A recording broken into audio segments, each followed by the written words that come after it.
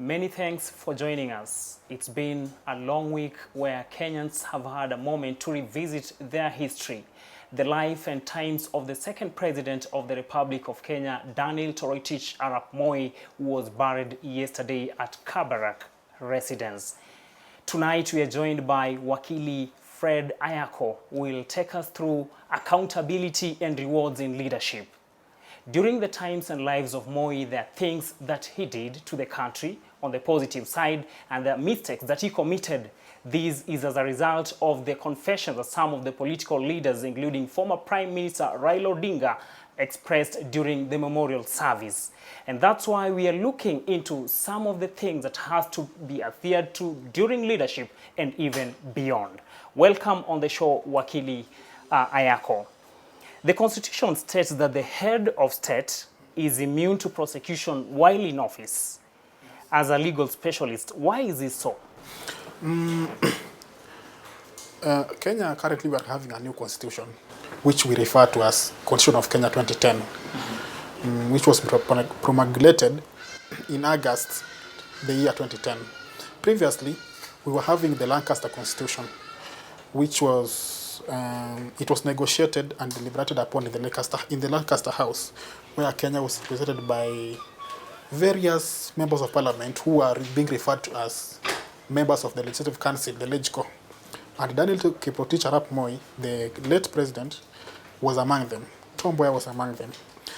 And to make a functional government, you must protect the president from distractions. For him to deliver, for him or her to deliver, he must be focused on what they are doing. That's why they are given something called prosecution immunity.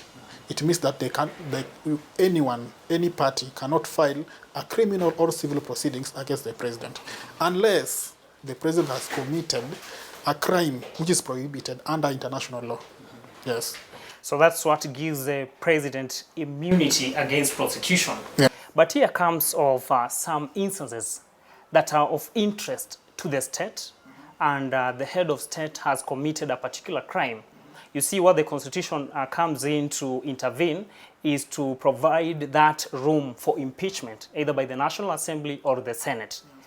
What happens when these two houses are silent and they're not making any move towards that line of impeaching the head of state? There's nothing much that normal citizens can do. Impeaching a president is a very complex process. It's almost impossible. It's almost next to impossible. Yes, on paper, our constitution stipulates that when the president is not up to the task, is not performing his constitutional duties, then he can be impeached. But that motion should be discussed in Parliament or in the Senate. Normal citizens, the only way you can fire or impeach a president is through a general election. Yes. So meaning that once an election has happened and then the president has been sworn in, there is no any mediation and things have gone south in the leadership. There's nothing that can happen in between. What can happen? Any citizen, me and you, any citizen under Article 27 of the Constitution, you can petition public authorities. And Parliament is a public authority.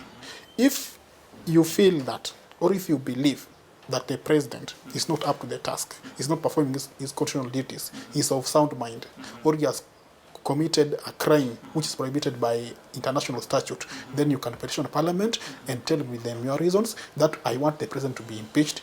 The Parliament will convene a sitting and they will scrutinize your petition, and if it has merit, then it can be debated.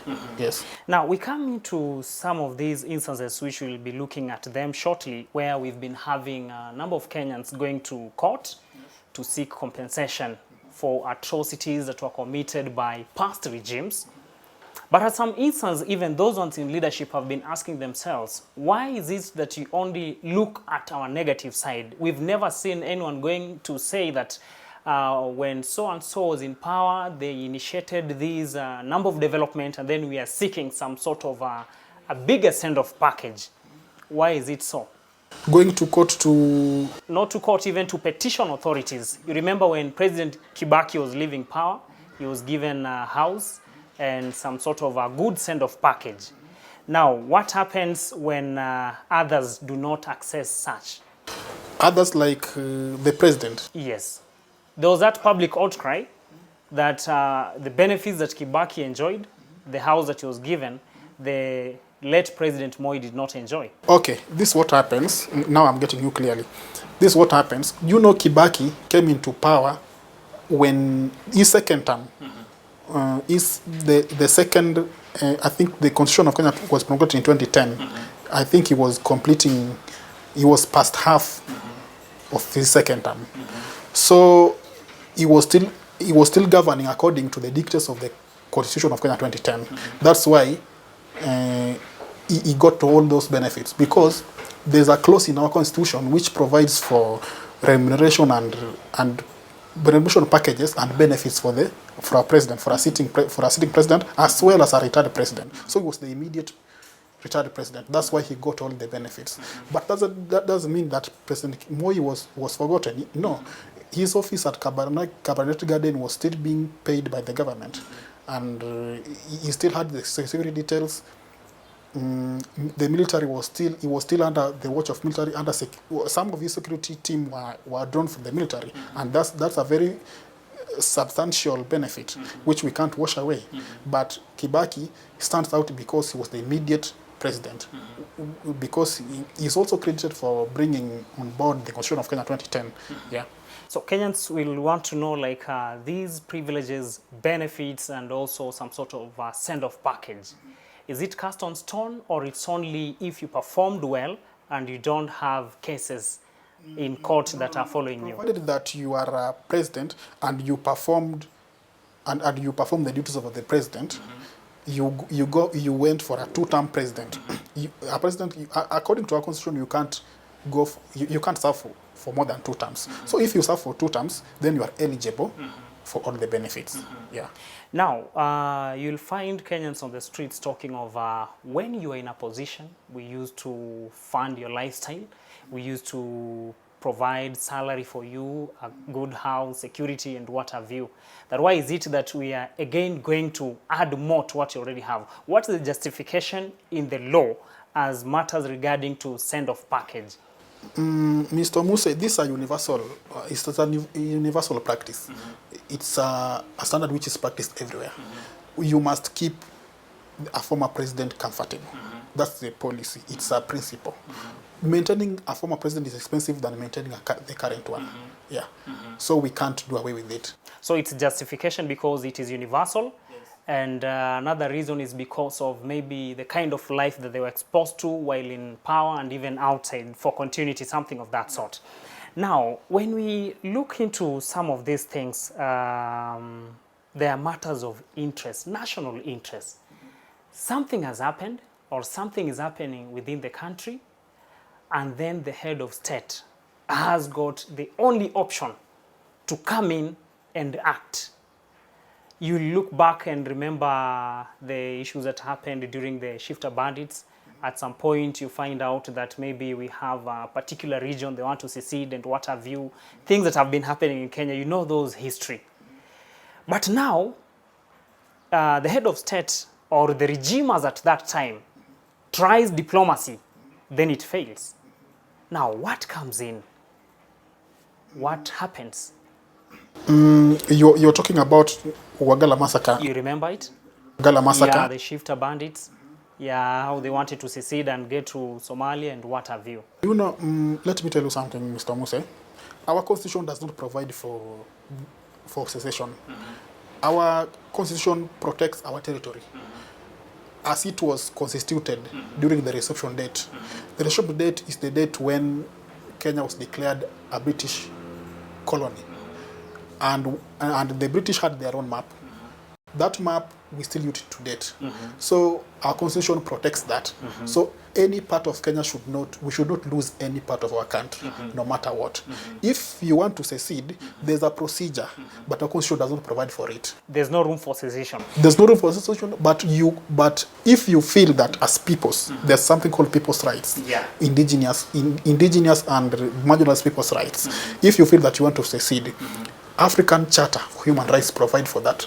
For that provision, so that you petition them, you tell them your reasons, then they scrutinize it, and if you have good grounds, they can give you a go-ahead and they can recognize you as a state. Yeah.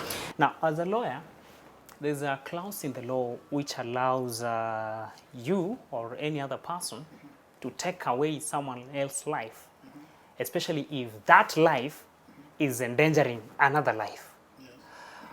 Remember, today we are looking into accountability when someone is in leadership and after they leave power. So you find a particular group of people are endangering other people's lives, and in the process, when the authorities tries to intervene diplomatically, the group doesn't want to give in to talks and mediation. Now you realize that sometimes the state relies on that article in the law and then they act otherwise. And this has happened, and it might also maybe continue to happen. So as a lawyer, how does it come out when now you're told to explain why the state or the regime at that time resorted to that particular step? Our constitution that guarantees the left to right, which is unlimited. It's unlimited right. It can't be limited unless under special circumstances. Remember, pregnant women are allowed to abort the baby if it is medically viable, if there are medical reasons to do so. But taking one's life, it's not permitted under Kenyan law and under international law, unless there is some parliamentary legislation allowing it. Sometimes the state has got intelligence, and there's something called elimination. The state can conduct elimination, although it's not allowed in law, but they can conduct secret eliminations. So we can't justify murder. There's no justification for murder. Actually, there is a justification for murder, and we are coming there now. Do they really need to come out and explain such sensitive matters, maybe to the press and to the entire country? The only justification for murder is self-defense.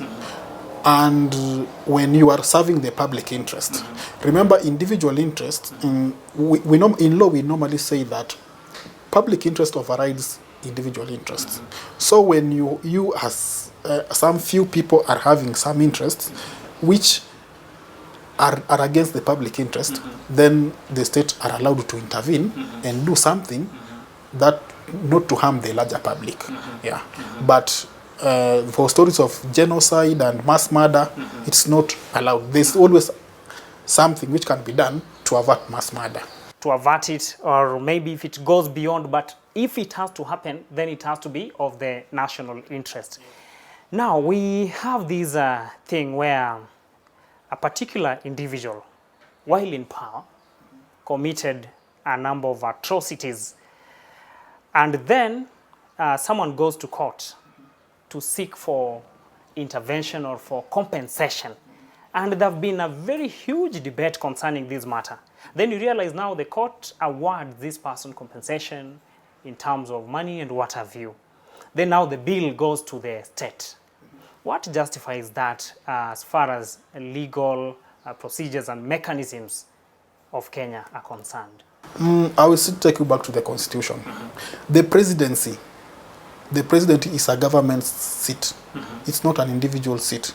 You are only, if you are a president, you are only an agent of the presidency. So you are discharging the duties which are prescribed by the constitution. So everything you do, and you are doing it, everything you do it as stipulated in the law.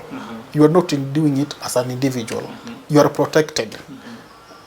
That's why you find that the actions of a former president, even if there were sins, they are considered the sins of the state, not of an individual, because you are using taxpayers' money to.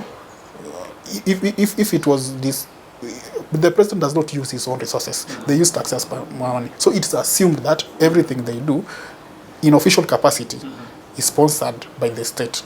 So you can't hold him individually accountable, unless it's something which he acted at travails. At travails is acting under beyond the scope stipulated in law. Yes. Now, someone can be in power, and then in their execution of duties, or they have their own personal agenda to meet, then they hide under the trappings of power to commit it. Has the law provided that room that something has to be investigated thoroughly to understand and to bring out clearly that this action was not influenced by personal decisions? Yes, there's that. There's a room in law. If any individual feels that the former president committed some atrocities that were against the law, they can petition Parliament and any other relevant authority to conduct independent investigations. And if the president is found culpable, that he acted beyond the scope provided in law, then they will be held personally responsible. Yes. And on these matters of accountability and rewards, and sometimes it has really come out to interfere with general elections, where someone who is in power receives threats from those ones who are eyeing the position, that one day if we get there, so and so will get this. And then actually this comes in to scare these individuals, either to hand over power, or now they have to tamper with the elections. What mechanisms are in law to ensure that these things do not come in to spill the trouble to other processes of the government? Remember, we are having the Chapter 6, which governs leadership and integrity. And every person going for public office must conduct himself, or his conduct or her conduct must be in line with what is stipulated under Chapter 6 of the Constitution. So anyone who is threatening other leaders, in the fact he or she is not qualified to hold any public office, and they should not be eligible for election. And that's why we are always urging Independent Boundaries and Electoral Commission, IEBC, and EACC, Ethics and Anti-Corruption Commission, to vet leaders, so that when we go to the ballot, we give mwananchi a very easy. We are not burdening them. That they should be a way.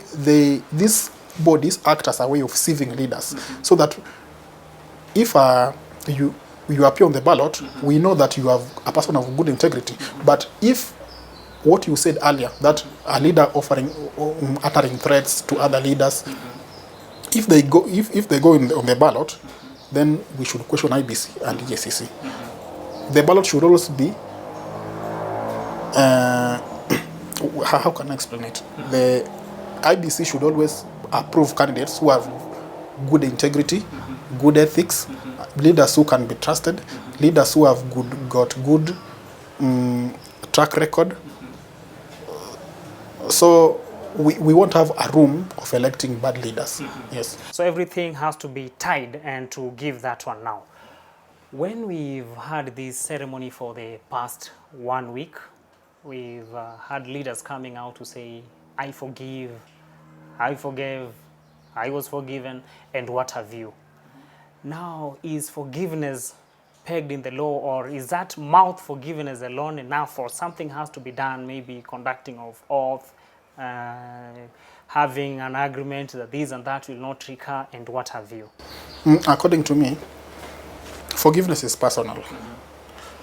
If someone encountered the wrath of the Moist government, and they have decided to forgive the regime or to forgive the person, then it's between him and the state and that government. It should not include the public. Every individual should be allowed to decide for themselves.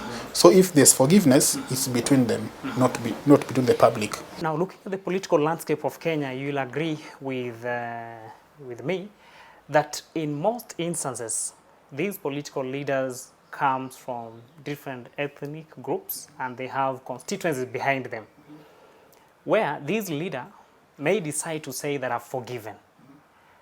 But when you look on the internet and mashinani, unasikia kwa ground vitu ni different. You see people spewing venom that no, hiyo ni yako, sisi hatuwezi samea, and all that. That's why I was asking you don't we need some sort of stakeholders involvement, maybe communities or affiliations coming together and finding way forward?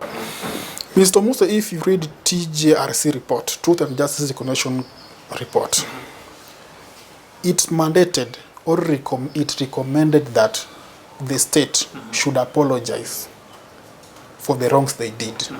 If they committed atrocities against certain ethnic communities, they should go back and apologize. They've never done that. So if a leader comes out openly and say that I've forgiven you, he is not doing so on behalf of the community.